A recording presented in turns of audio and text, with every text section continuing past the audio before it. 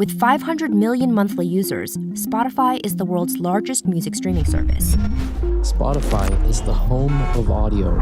It's known for its personalized playlists, made with its recommendation algorithm. Think about users as this raw material. And then on top of the data layer, we're able to build shared models. But relying so much on artificial intelligence has also drawn criticism from some industry experts worried about algorithmic bias. Here's how Spotify uses AI to personalize users' experiences on the platform. This is the tech behind Spotify. In the early 2000s, many people found music recommendations through top charts and early streaming platforms like Pandora and Last.fm. With the Last.fm app from the App Store, you can listen to great bands. So when Spotify entered the scene in 2008, it's not so much that they were the first people to start using analytics to recommend music, but it was the way in which they combined various computational techniques in order to make their recommendations feel more lifelike. Thomas Hodgson studies algorithms and artificial intelligence with a focus on how new technology from music streaming companies impact artists. Fans who listen to Discover Weekly and Daily Mix, the way that they talk about them is in very human-like terms. Discover Weekly, you magnificent. You've done it again. In 2014, Spotify acquired music analytics firm The Echo Nest, which blended machine learning and natural language processing to build a database of songs and artists. Spotify says this technology marked an important step in the evolution of its recommendation system. So how does that system work? It starts with a process called collaborative filtering. Collaborative filtering looks at the pattern across all of this data and tries to understand when do tracks happen to be playlisted together very often. You can think of it as building a map of music and podcast. That map looks something like this. Each point represents a different track in Spotify's catalog, and the location of each point is determined by collaborative filtering. Which means that these tracks go together according to the way users have playlisted them and listened to them. So if these two songs are frequently playlisted together, they will be close to each other in this map. Whereas if these songs are never playlisted together, they will be farther apart in the map. But recommendations based purely on collaborative filtering aren't perfect. For example, during the holidays, Mariah Carey's All I Want for Christmas Is You might get playlisted more frequently with Silent Night, even though this sounds like a pop song,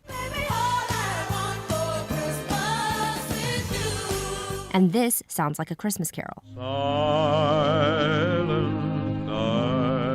If Spotify only generated recommendations based on proximity, then users who like Mariah Carey might get recommended Silent Night when they aren't interested in Christmas carols. To prevent this, Spotify adds another layer of analysis called content-based filtering. This algorithm gathers metadata, like the release date and label, and executes a raw audio analysis. It uses metrics like danceability and loudness to describe the sonic characteristics of the track. These are the results for Uptown Funk, which sounds like this, and has a danceability score of 0.856 on a scale of 0 to 1. The algorithm also dissects each track's temporal structure. Here's a visual representation of that for Anti-Hero by Taylor Swift. These are the beats, the bars, and the sections. Content-based filtering also takes into account a track's cultural context, which means studying the lyrics and analyzing the adjectives used to describe the track in articles and blogs. These filtering techniques are not unique to Spotify, but industry experts say what sets the platform apart is the amount of user data it has and the products it creates from it. Spotify says its content-based filtering technology has evolved over the years and now includes more advanced proprietary-facing features. But Hodgson says the danger with algorithms is that they could reinforce existing biases.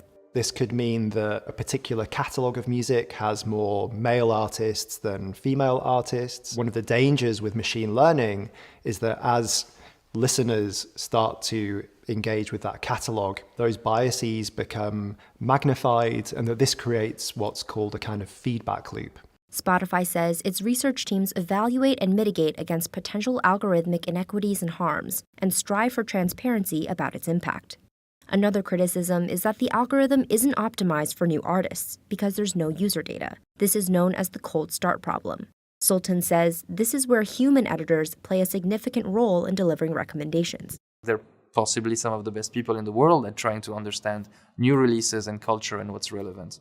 But Hodgson says the bigger concern is that certain metrics used in the platform's audio analysis might be culturally biased. In other parts of the world, they have musical systems and musical cultures that are entirely different. Like this North Indian classical track, for example.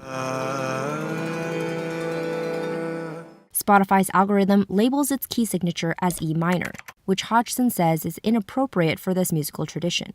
However, it's still the case that the music that is emerging from South Asia is being understood algorithmically under, the Western equal temperament scale.